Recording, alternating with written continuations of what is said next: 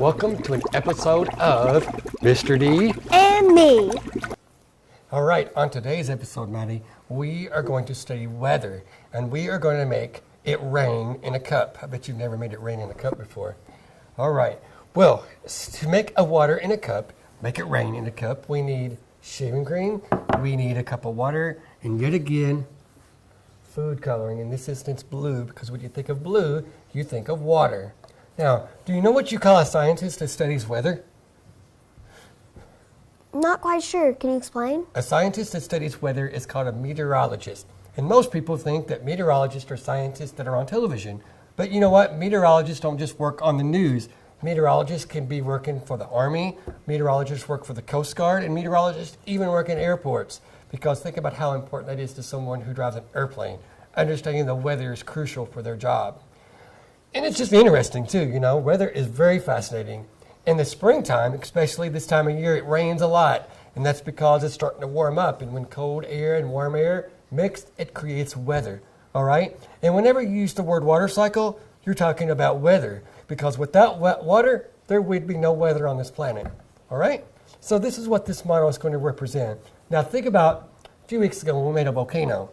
You know, sometimes when we want to study something, especially in active nature, well, we can't make them happen. That's why we call them acts of nature. So if we want to study something, we make models. And whether that model is on a computer or whether it's a real model that we can actually touch, it's the same thing. It copies what we're going to see in nature. All right?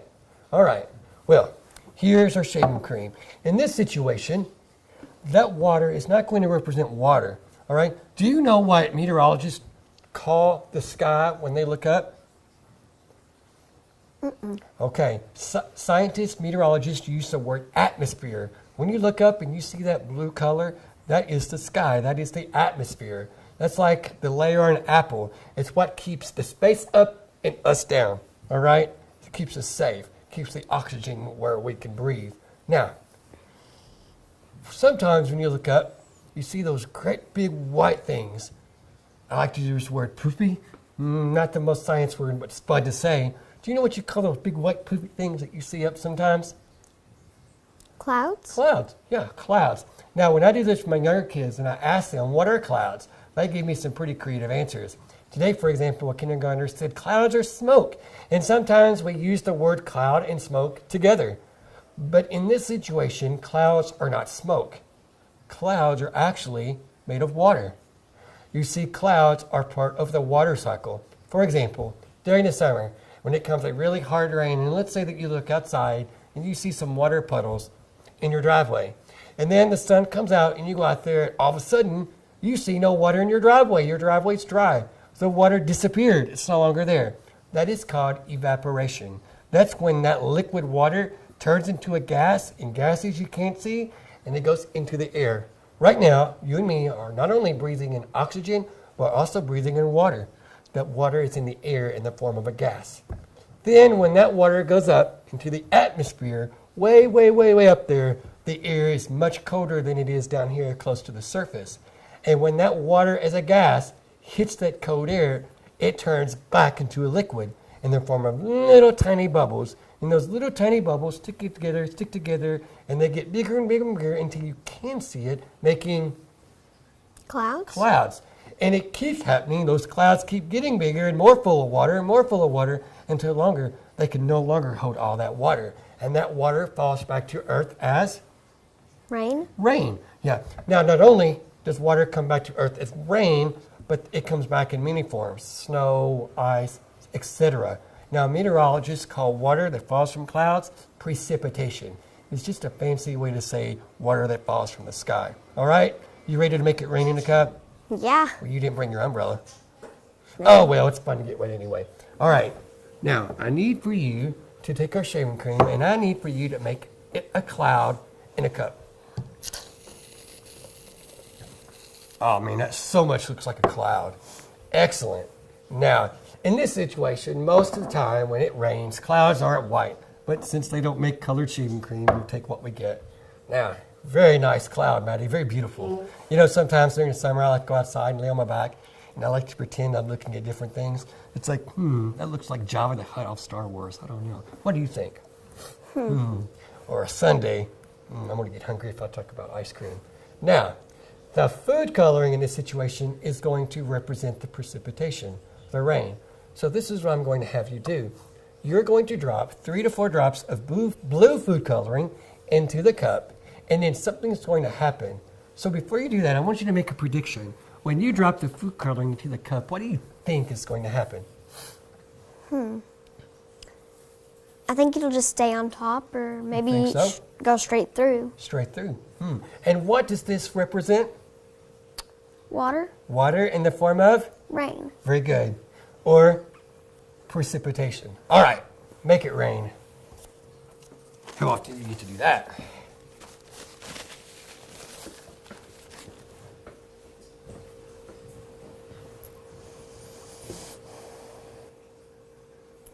Very nice. All right. Oh, it looks like it's raining. Now, I'll tell you what I'm going to do. To make it visible, I'm going to add just a few more drops on this side so the audience can see. And sometimes if it doesn't happen all of a sudden, you just keep adding drops of blue food coloring, and eventually it will soak through the cloud and it will rain. Oh, there it goes. I think that's quite beautiful.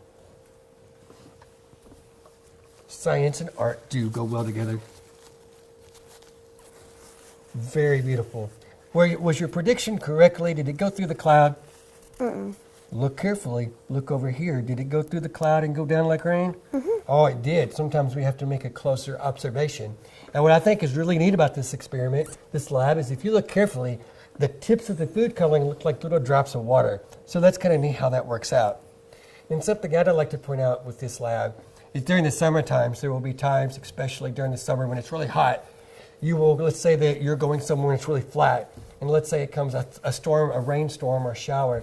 It may be raining in one part of the country, and it may not be raining in another part. For example, when I drive home, there is a floodplain, and sometimes it will be raining in one part of Davis County, and about 3 miles over, it will be bone dry. There has been times when it come a pour down here, and I'm thinking, good, my garden finally got drenched, it needed a good rain. And I'll go home 20 miles south, and my yard will be bone dry. If you look at this, that's kind of what that represents. It rained in certain areas. Then something else, if you look down here, if it rains really hard, the ground isn't able to soak up all the water, and it forms water puddles on the ground, sort of like that. So that is rain in a cup. Pretty simple, huh? Cool. It smells good, too. All right, now, we're not finished. We have one more little cool experiment to do. Do you mind moving that over there? That might be a good idea. I'll move this over here. Now, we made it rain in a cup. Now we're going to make a cloud in a bottle. Not a genie in a bottle, but that would be cool too, right? All right, to make a cloud in a bottle, you need a 2-liter container cleaned out with the wrapping ripped off. You need rubbing alcohol, and you need a bicycle pump with some type of stopper. In this case, it's rubber to keep the air from rushing out. We need to pump air into it. Now, I have already done this, but you need to pour some alcohol into your containers. And a real easy way I measure it out is just using the cap of the bottle, and then I pour it in there, and it always works that amount. Not a scientific way to measure it out, but it does work. Now, before you put the air into it, we need to close it because we want to coat the walls of that bottle with that alcohol. And to do that, you just do that. Can you do that for a moment? That will make a better cloud.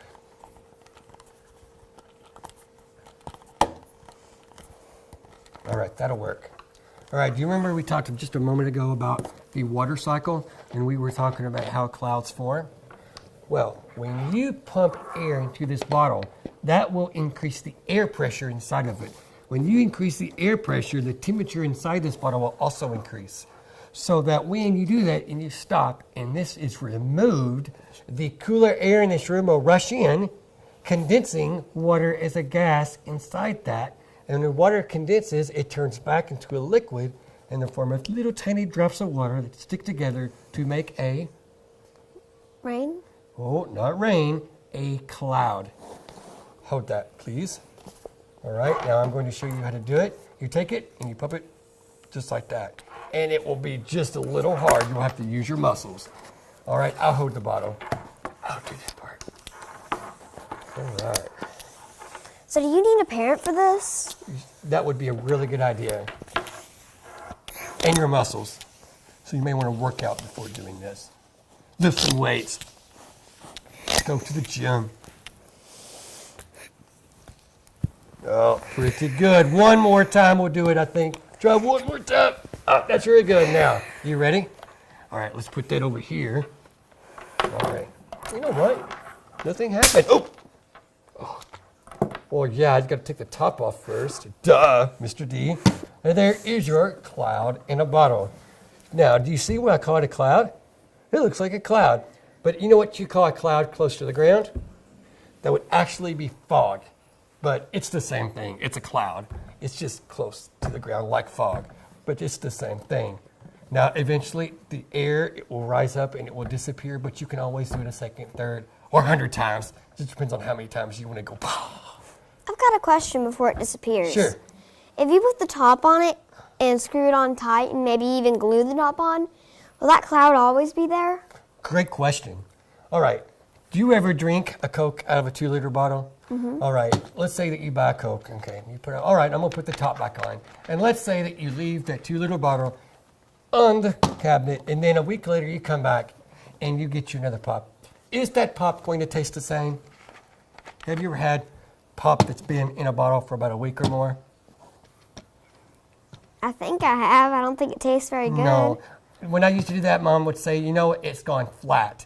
And what she would mean by that is, if you notice the top, when I put it on, the seal has been broken. When they make pop, they put that part on it, and that part is sealed.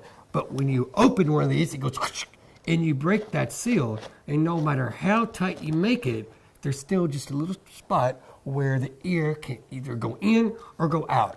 So sadly, I don't care how tight you make it, air is so tiny, it can still go in or go out. So yes, it will eventually disappear. You can't trap a cloud, I'm sorry. If you wanted to keep a cloud in a bottle, you just have to make it again. But that's the best part, right? It's really cool when you don't tell people what's going to happen. That gets them pretty excited. You should see my kindergartners. They think it's really cool. They have this thing with explosions. I really don't understand it. But that is water cycle or weather in a containers, starring Mr. D and Me.